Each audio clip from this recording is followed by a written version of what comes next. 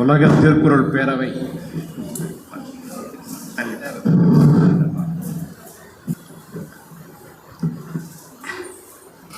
நடத்தி கொண்டிருக்கும் இந்த பேரவையின் தலைவரும் உரையரங்கத்தின் தலைவரும் ஆகிய ஐயா காவிய புலவர் புதுகை வெற்றிவேலன் அவர்களே,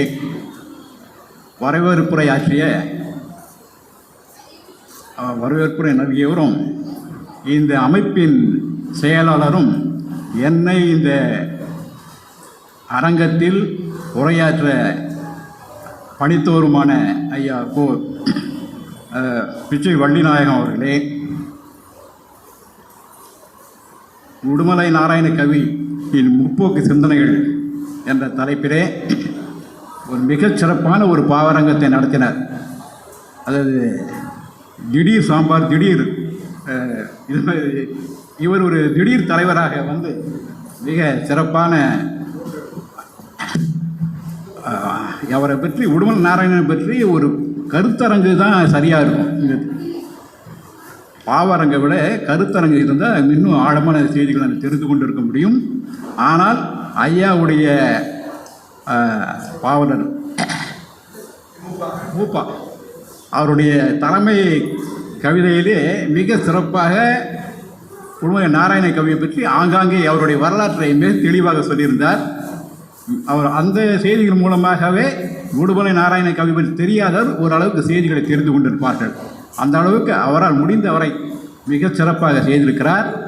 அந்த கவியரங்கத்திலே பங்கு கொண்ட பாவலர்களும் சிறப்பாக உடுமலை நாராயண கவியை பற்றி யாரும் அதிகமாக அவ்வளோ பேசலை. அவர்கள் தங்களுடைய எண்ணத்தின்படி கவிதையை யாத்திருக்கிறார்கள். ஒரு சிலர் தான் இது மே நாள் என்பதால், உழைப்பாளர் நாள் என்பதால் 2 பேர் தான், பாவலர் தமிழேந்தி, அடுத்ததாக இவர் பேர் சுபசந்திரசேகர், இவர்கள் இருவர் தான் உழைப்பாளிகளை பற்றிய ஒரு கவிதையை பதிவு செய்திருக்கிறார்கள். அடுத்ததாக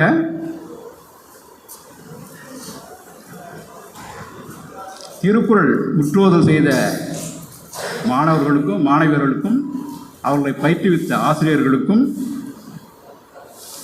மற்றும் இந்த நிகழ்ச்சியை ஒருங்கிணைப்பு செய்து கொண்டிருக்கும் ஐயா பொற்கோ அவர்களுக்கும், நன்றி உரை ஆற்ற வந்திருக்கும் துணை செயலாளர் வாக்கோ பாண்டியன் அவர்களுக்கும் என்னுடைய மற்றும் இங்கே வந்திருக்கும் அனைவருக்கும் என்னுடைய வணக்கத்தை தெரிவித்துக் கொள்கிறேன். கூட்டம் வர வர மெலிந்து கொண்டிருக்கிறது. உங்களுடைய பொறுமையை நான் சோதிக்க விரும்பவில்லை.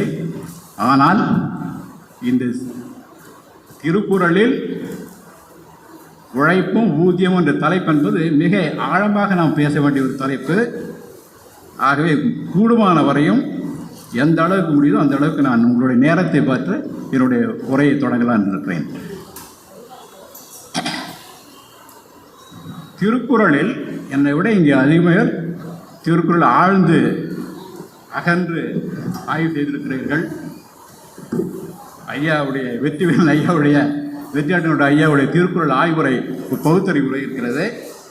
ஆகவே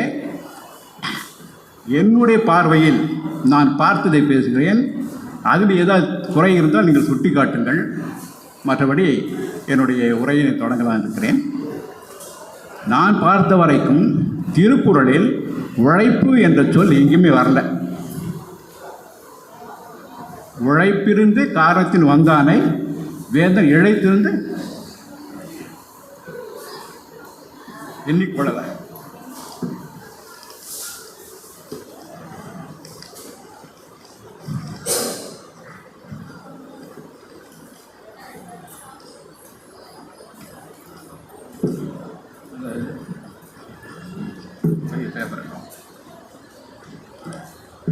அந்த செயலை வெறும் உழைப்பிருந்து காரத்தின் வந்தானை என்று தான் ஒரு செயல் இருக்கிற வழிய, அதில் உழைப்பு என்ற பொருளில் நாம் இப்போ பார்க்குற பொருளில் இல்லை. மற்றபடி ஊதியம் என்ற சொல் 5 குறளில் வருகிறது.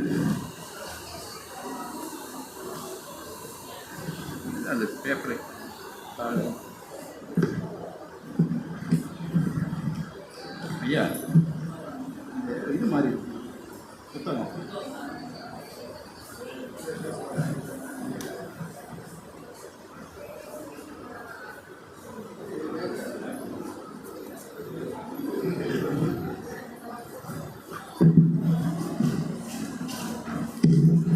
ஊதியம் என்ற குறள் என்ற சொல் ஈதல் இசைப்பட வாழ்தல் அது வல்லது ஊதியம் இல்லை உயிர்க்கின்றது.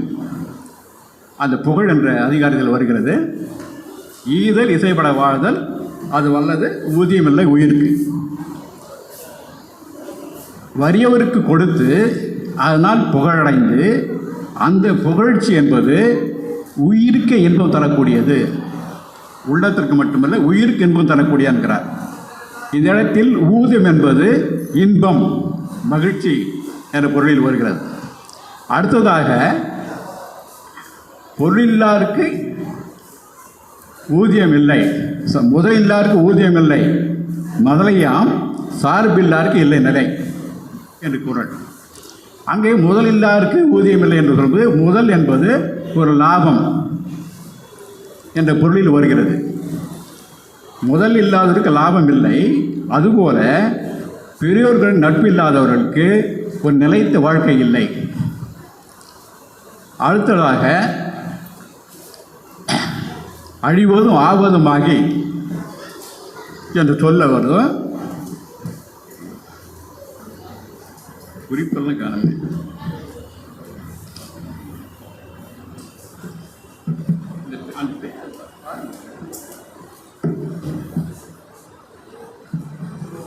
தாழ்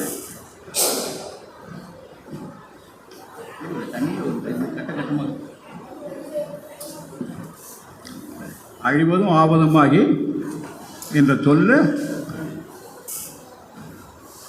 இல்லை.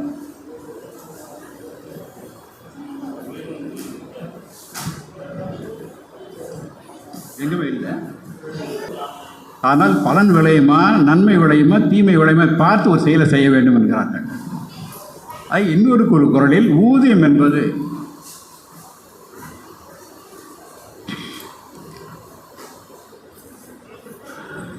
அதாவது ஊதியம் என்பது பேதையார் கேள்வி உரிய விடலினார். ஒரு அறிவற்றவர்களுடைய நட்பை விடுவதுதான் ஊதியம். அதான் சிறந்த உங்களுக்கு நன்மை தரும் என்கிறார்கள். ஆகவே எந்த இடத்திலும் மன்னிக்க வேண்டும், நான் குறித்து கொண்டு வந்த சாலை இங்கே தவறி போயிடுச்சு. எந்த இடத்துலையும் 5 குறள்களையும் ஊதியம் என்பது எங்குமே நாம் இன்று பார்க்கிற அளவுக்கு பணம் என்ற பொருளில் வரவில்லை. ஊதியம் என்பது நன்மை இன்பம் மகிழ்ச்சி என்ற பொருளில் தான் வந்திருக்கிறது. ஆனால் இந்த அழைப்பிதழில் தலைப்பில் சொல்லக்கூடிய குறள் தெய்வத்தான் ஆகாதெனினும் மொய்சித்தன் மெய் வருத்த கூலி தரும் என்றார். இந்த இடத்தில்தான் மெய் வருத்த கூலி. இந்த மெய் வருத்த என்பது உழைப்பை குறிக்கிறது, கூலி என்பது ஊதியத்தை குறிக்கிறது. இந்த ஒரு குறள் தான் நேரடியாக இந்த தலைப்போடு பொருந்தி வருகிறது. தெய்வத்தான் ஆகாதெனினும் மொய்சித்தன் மெய் வருத்த கூலி தரும். இந்த மெய் வருத்த கூலி என்பது ஒரு தனிநபரை பார்த்து சொல்லுவது.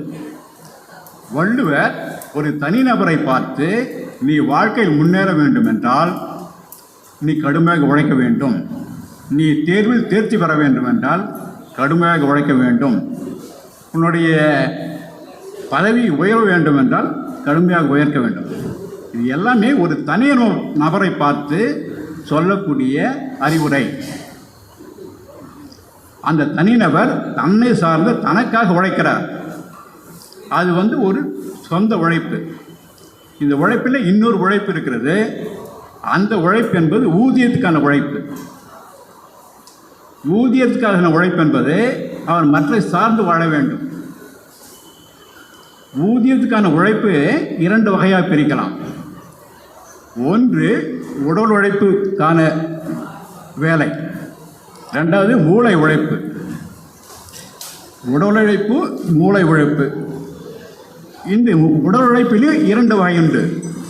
ஒன்று பயிற்சி இல்லாமையே நேரடியாகவே உடல் உழைப்பை செலுத்தலாம். சில வேலைகளுக்கு சில பயிற்சி தேவைப்படும். மூளை உழைப்புக்கு கல்வி அறிவு, அது கணக்கு வழக்கு பார்ப்பதாக இருக்கலாம், அல்லது கோப்புகள் எழுதுவதாக இருக்கலாம், அல்லது தொழில்நுட்ப அறிவாக இருக்கலாம், அல்லது ஆய்வாக இருக்கலாம்.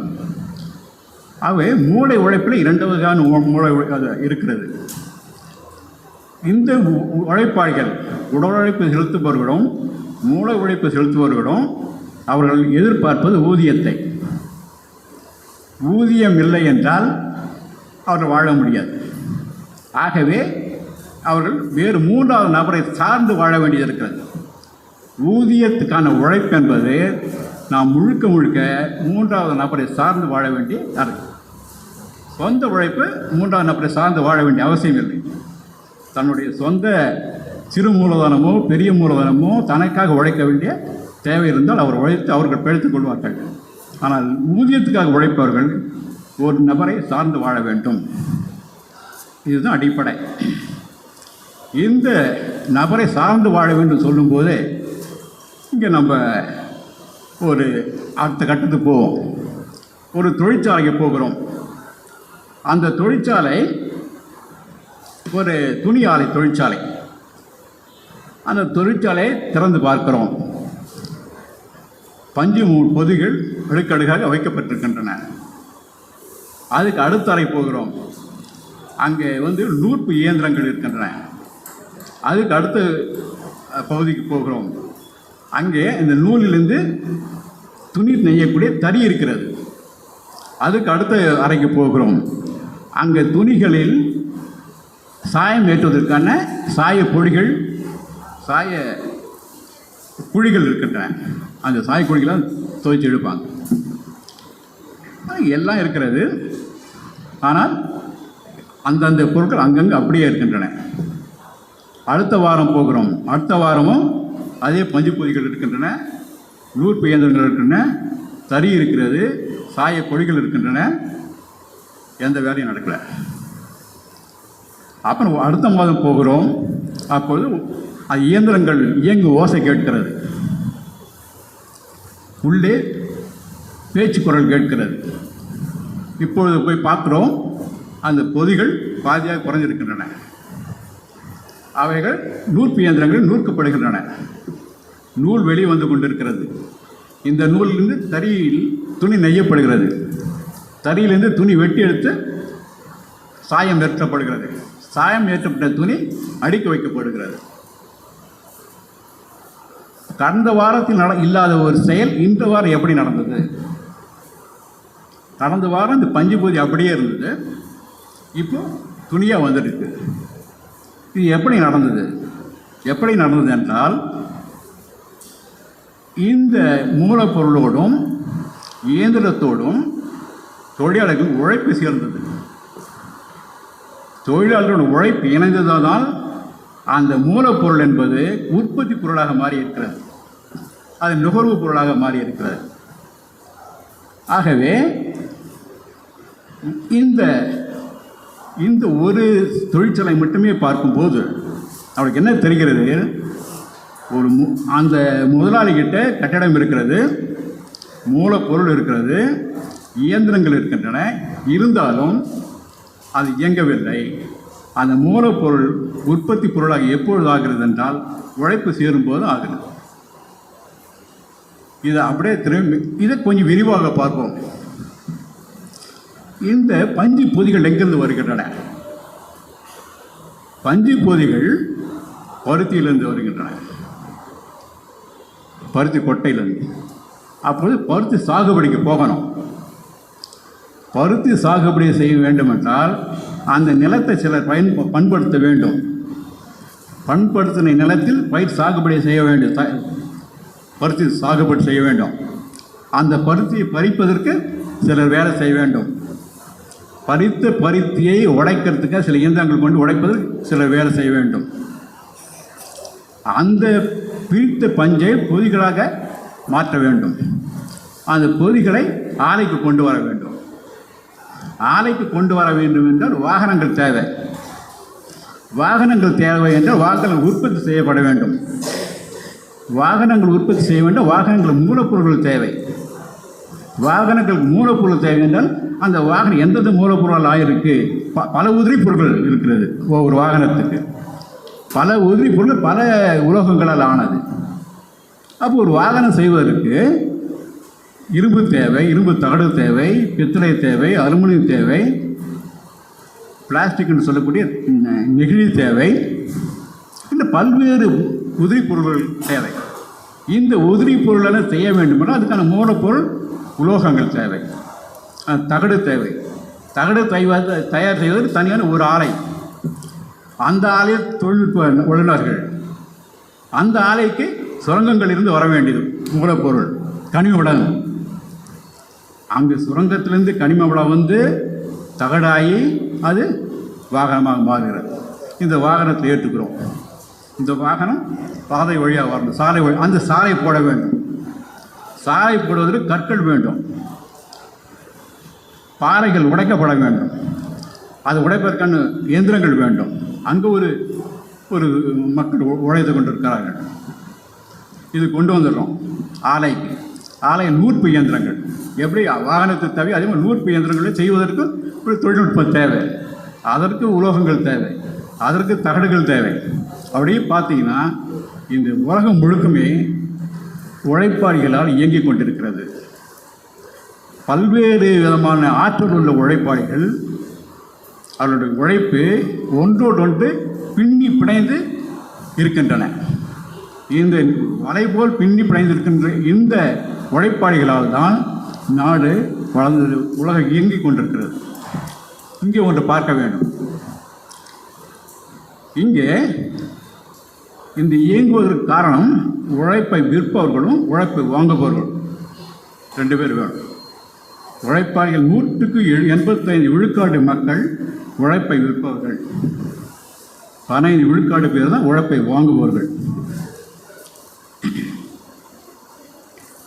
அந்த 185 விழுக்காடு உழைப்பாளர்கள் பலவிதமான ஆற்றல்களோடு இருக்கிறார்கள். இந்த இடத்துல தான் வேலை என்ற ஒரு இது வருது, ஒரு அமைப்பு. அந்த வேலை என்ற ஒரு அமைப்பில் தான் நம்ம உழைப்பை விற்க தயார். அது வந்து லேபர் மார்க்கெட் என்றார்கள், உழைப்பாளிகளுடைய சந்தை. இந்த உழைப்பாளிகளின் சந்தையில்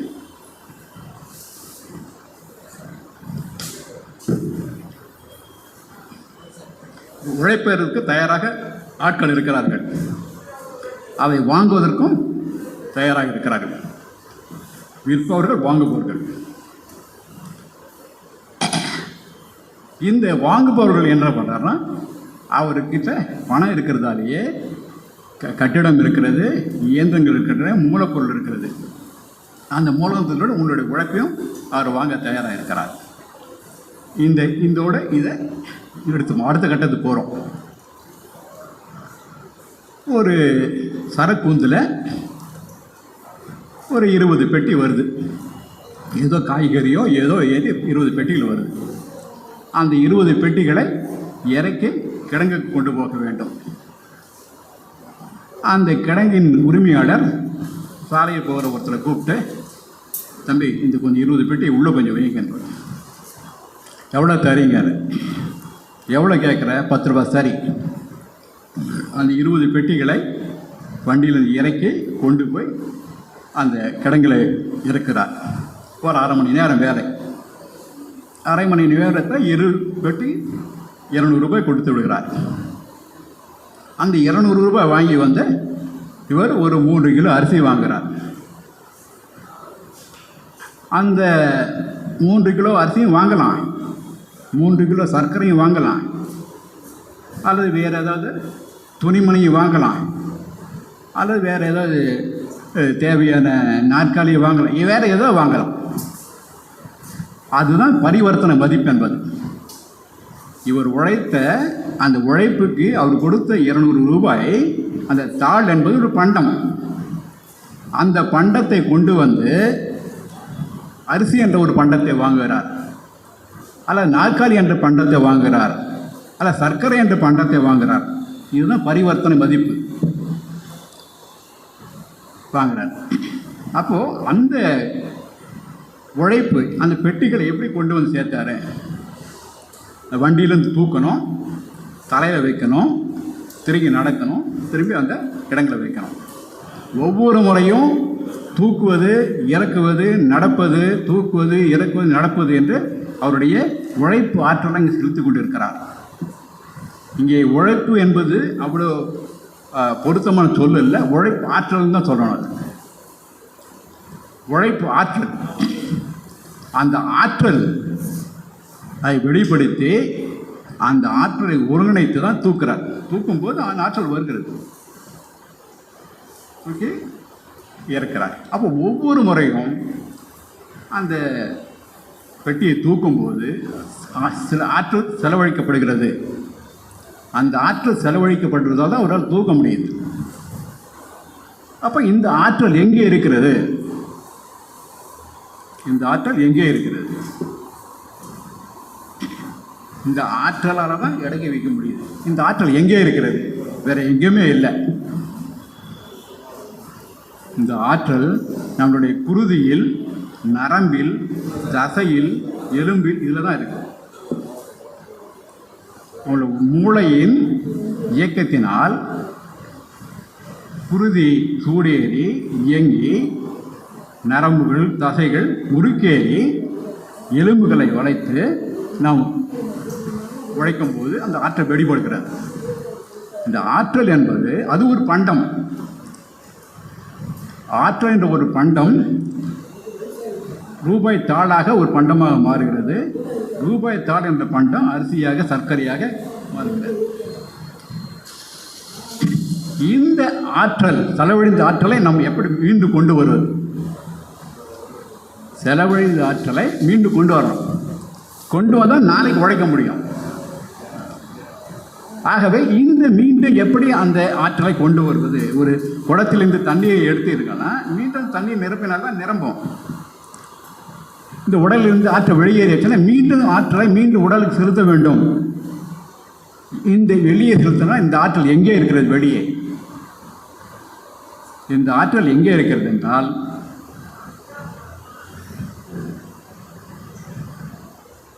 உணவுப் பொருள் இருக்கிறது, உணவில் இருக்கிறது, அரிசியில் இருக்கிறது, பருப்பில் இருக்கிறது, இறைச்சியில் இருக்கிறது, முட்டையில் இருக்கிறது, பாலில் இருக்கிறது, எண்ணெயில் இருக்கிறது, காய்கறிகள் இருக்கிறது, பழங்களில் இருக்கிறது. இதெல்லாம் வாங்கி சாப்பிட்டா தான் அந்த ஆற்றல் உள்ளே போகும், ஆற்றலை பெற முடியும். இந்த வெளியில் சந்தையில் இந்த பொருட்களை வாங்குவதற்கு அவனுக்கு பணம் தேவை, அதான் ஊதியம். இது அவனுக்கு மட்டும் இல்லை, அந்த உழைப்பாளியை மட்டும் சாப்பிட்ட மட்டும் பத்தாது. அவனுக்கு மனமும் அமைதியாக இருக்க வேண்டும், உற்சாகமாக இருக்க வேண்டும். அப்போ தான் நாளைக்கு போய் உழைக்க முடியும். ஆகவே நாளைக்கு உழைக்க வேண்டும் என்றால் வேறு உணவு மட்டுமல்ல, அவன் இருக்க ஒரு வீடு வேண்டும், அந்த வீட்டில் ஒரு வெளிச்சம் வேண்டும், அந்த வீட்டில் ஒரு அடுப்பங்கரை வேண்டும், அந்த எரிபொருள் வேண்டும், சமைப்பதற்கு உடை வேண்டும், பிள்ளைகளை பார்க்க வேண்டும், அவர்களுக்கு மருத்துவம் வேண்டும். இதெல்லாம் சேர்ந்து தான் வரணும் ஊதியத்தில். ஊதியம் அப்படி தான் நிர்ணயிக்கப்பட வேண்டும். அது மட்டுமல்லாமல் ஒரு இயந்திரம் வேலை செய்யுது 20 ஆண்டுகள், 20 ஆண்டு பிறகு அந்த இயந்திரம் பழுதாயிடும், அதை மாற்றி வேற ஒரு இயந்திரம் போடணும். அதே போல தான் இந்த உழைப்பாளி உழைத்து உழைத்து உழைத்து ஓய்வு பெறும்போது இந்த உழைப்பாளியை அப்புறப்படுத்தி வேற ஒரு உழைப்பாளியை அங்கே நியமிக்க வேண்டும். அந்த வேறு ஒரு உழைப்பாளியை யார் தயாரிக்க முடியும்? இயந்திரமாக தயாரிக்க முடியும், உழைப்பாளி தான் தயாரிக்க முடியும். ஆகவே இவனுக்கு கொடுக்கப்படுற ஊதியத்தில் இவன் மீண்டும் ஒரு தொழிலாளியை உற்பத்தி செய்ய வேண்டும். ஆகவே அந்த ஊதியம் என்பது இந்த உழைப்பு ஆற்றலை கணக்கில் கொண்டு அவனுடைய வாழ்க்கை தரத்தை கணக்கில் கொண்டு ஏன்னா உள்ளம் பூரிப்போடு கிளைச்சோடு இருந்தது போய் வேலை செய்ய முடியும். ஆகவே அதை அவனை எல்லா விதத்திலும் நன்றாக அமைத்து கொள்ள வேண்டிய பொறுப்பு அவனை வேலை வைப்பவன்கிட்ட இருக்கிறது. ஆகவே இந்த வேலை என்பது நம்ம ஒரு மனுவில் கையெழுத்து போடுறோம். பேர், அப்பா பேர், முகவரி, கல்வி தகுதி, அனுபவம் எல்லாம் கையெழுத்து போட்டு கீழே கையெழுத்து போடுறோம். மேலே சொன்ன எல்லா தகவல்களும் சரியானது. அந்த கையெழுத்து போடுவதனுடைய கையொப்பங்களுடைய பொருள் என்ன? என்னுடைய உழைப்பை விற்பது நான் தயாராக இருக்கிறேன். அதுதான். அது பல மொழிகள் இருக்கும். வெறும் கடைசியில் நான் என்னுடைய உழைப்பை இந்த அளவுக்கு படித்திருக்கிறேன், இந்த அனுபவம் இருக்கிறது, இந்த உழைப்பை நான் உங்களுக்கு அளிக்க தயாராக இருக்கிறேன். அதுதான் இந்த மனுவில் நாம் சொல்லக்கூடிய ஒரு பொருள், உட்பொருள். அது நான் நேரம் இதாக இருந்தால் நான் முடிச்சிட்டேன். எவ்வளோ ஆச்சு நேரம்? 8 ஆகி போச்சா? ஏன்னா இந்த ஊதியம் நம்ம முதல்ல அங்கேருந்து தொடங்கியிருக்கோம். நேரத்துக்கு நான் நேரம் வந்துட்டேன். ஊதியம், உழைப்பு, ஊதியம் சொல்லும்போதே வேலை நேரமும் இருக்குதாங்க. வேலை நேரம் சொல்லும்போது மீனாலும் வரலாம். மீனால் சொல்லும்போது என்ன, நம்ம அதை நினைத்து பார்க்க வேண்டும். ஏன்னால் வள்ளுவர் சொல்றார், எழுபிறப்பும் எழுபிறப்பும் உள்ளுவர் தங்கள் என்னது இல்லை, எழுபிறப்பும் உள்ளுவர் தங்கள் விழுமம் தொடக்குற நட்பு. அதாவது இன்னொன்று சொல்லுவார், முதல்ல செய்யாமல் செய்த உதவிக்கு வையகம் வானகம் ஆற்றல் அறிவு என்றார். ஒரு உதவியை நாம் செய்யாமலே மற்றவர் நமக்கு உதவி செய்கிறார். அவ்வாறு உதவி செய்யும்போது அவருக்கு மீண்டும் பதிலாக நம்ம எந்த உதவியும் செய்ய முடியும். ஏன்னா நீ வையகம் வானகம் கொடுத்தாலே ஈடே இல்லைன்னு சொல்லும்போது வேறு எந்த உதவி நம்ம செய்ய முடியும்? ஆனால் அப்படி இருக்கக்கூடாதுன்னு அதுவும் சொல்கிறார். நன்றி மறப்ப நன்றுன்றார். அப்படி சும்மா இருக்காதுன்றார். அப்புறம் வேறு என்ன சொல்லணும்னா, எழுபிறப்பும் உள்ளவர் தங்கள் விழுமம் துடைத்தவர் நட்புன்றார். அப்போ உனக்கு செய்த உதவியை நீ 7 பிறப்பு நினைத்து பார்க்க வேண்டும் இருக்கிறார். அந்த 7 பிறப்பு நினைத்து பார்க்க வேண்டும், வேறு ஒன்று செய்ய வேண்டாம். அந்த உதவியையும் அந்த உதவி செய்தவரை நீ நினைத்து பார், அது போகிறோம். அது உன்னுடைய நன்றி கடன் ஆற்றுறதுக்கு ஈடாகும். அந்த மாதிரி வள்ளுவர் 2000 ஆண்டுகளுக்கு முன்னாடி சொன்ன அந்த குறளுக்கு இன்றும் ஒருவர் ஒரு வாழும் சாட்சியாக இருக்கிறார். அந்த 2000 ஆண்டுகளுக்கு முன்னாடி சொன்ன இந்த குறளுக்கு ஒரு வாழும் சாட்சியாக ஒருவர் இருக்கிறார் என்றால் அவர் திருவாளர் உலக தொழிலாளி. திருவாளர் உலக தொழிலாளி தான். சிக்காகோவில் 1000 மைல்களுக்கு அப்பால் 100 ஆண்டுகளுக்கு முன்னால் நடந்த ஒரு நிகழ்வு, ஒரு படுகொலை. அந்த படுகொலையின் மூலமாக தான் 8 மணி நேர வேலை சட்டப்பூர்வமாக கிடைத்தது. அந்த நாளை சிகாகோ தொழிலாளர் என்றோ உயிர் நீத்தார் என்று சிவகாசி தொழிலாளி மீனால் கொண்டாடுகிறார். சிகாகோ தொழிலாளியை நினைவு கூர்ந்து சிவகாசி தொழிலாளி மீனாளில் அவனை நினைவு கூறுகிறார். அதுதான் வள்ளுவர் சொன்னது. 7 பிறப்பு நீ நினைத்து பார்க்கணும். அவர் செய்த உதவி, அவர்கள் ராத்திரி அவர்களை உயிரை ஈந்து தூக்கு கயிற்றில் தொங்கி இந்த 8 மணி நேர வேலையை சட்டபூர்வமாக்கி கொடுத்தார்கள். அதை நான் எந்த உதவியும் செய்யலை சிகாகோ தொழிலாளிக்கு. ஆனால் அவரன் நான் உதவி பெற்றிருக்கிறேன். செய்யாமல் செய்த உதவிக்கு வையகமும் வானகமும் ஆற்றல் அரிது, ஆனால் நான் அவன் நினைவு கூறுகிறேன் என்று 138 ஆண்டுகளுக்கு முன்னால் நடந்த ஒரு நிகழ்வு. அது 1866ஆம் ஆண்டு அமெரிக்காவில் இருந்த அனைத்து தொழிலாளர் அமைப்புகளும் மே நாளை நாம் 8 மணி நேரத்திற்காக கழித்து செய்ய வேண்டும். ஆகவே தொழிலாளர் அனைவரும் தொழிற்சாலையை விட்டு வெளியே வந்து வீதியில் இறங்கி நாம் போராடுவோம் என்கிறாங்க. அந்த மாதிரி சிகாகோ நகரில் ஹே மார்க்கெட் என்று சொல்லக்கூடிய வைக்கோல் சந்தையில் மே நாள் கூடுகிறார்கள். அந்த காவலர்கள் வந்து அவருடைய பேரணியை தடுக்கிறார்கள். 2ஆம் நாள் வருகிறார்கள், 3ஆம் நாள் வருகிறார்கள், 4ஆம் நாள் அந்த பேரணியில் குண்டு வெடிப்பு நடக்கிறது. அந்த குண்டு வெடிப்பினால் 7 காவலர் இறக்கிறார்கள். அந்த 7 காவலர் இறந்ததால் அதுக்கு பழிவாங்கும் விதமாக காவலர்கள் 4 பேர் சுட்டு வீழ்த்துகிறார்கள். அதற்கு பிறகு இந்த போராட்டத்துக்கு தலைமை தாங்கிய 7 பேரை தூக்கிட்டு இருக்கிறார்கள். இதுதான் 1889 பாரிஸில் உலக தொழிலாளருடைய கூட்டமைப்பு கூடி இனிமேல் 1890 ஒவ்வொரு மே நாளையும் நாம் முதல் நாளை உலக தொழிலாளர் நாளாக நாம் கடைபிடிக்க வேண்டும். அதுதான் 8 மணி நேர வேலைக்கான வலியுறுத்தலை அனைத்து தொழிலாளர்கள் அவரவர்கள் நாட்டில் தொடர்ந்து கிளர்ச்சி செய்ய வேண்டும், போராட வேண்டும் என்று அறைகூறி விட்டார்கள்.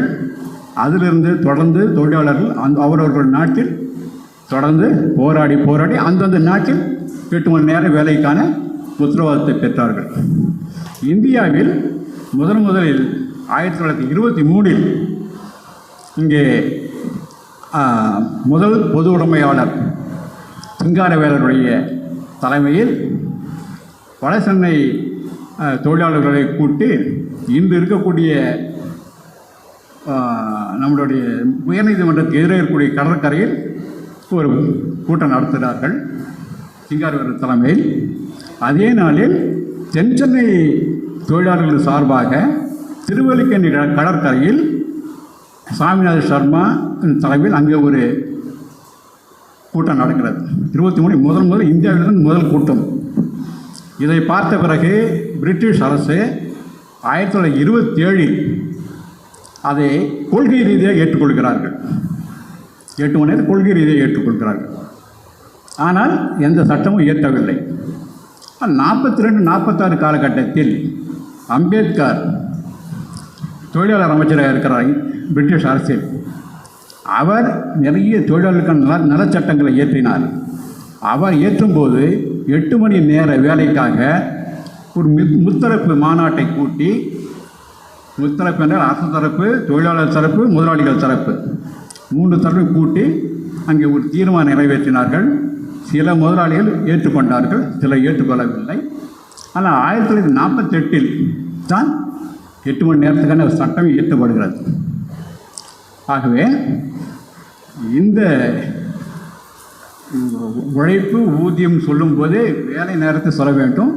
வேலை நேரத்தை சொல்லும்போது மே நாளை சொல்ல வேண்டும்.